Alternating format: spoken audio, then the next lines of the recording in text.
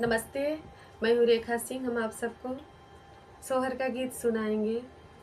सास मोर बेनिया डोला वैललन मुख चुमैललन मुख चुमाई हो।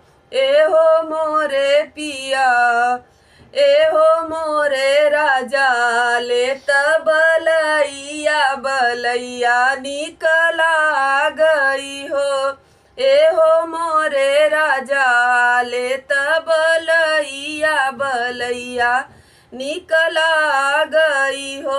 आपन मम्मी जो होती बेदन हरि लेती दर्द हरि लेती नी हो।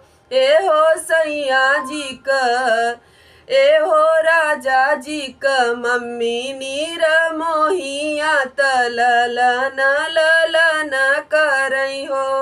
एहो राजा जी का मम्मी नीर मोहिया तललन ललन करई हो। अपन भाभी जो होती दर्द हरि लेती बेदन हरि लेती नी हो।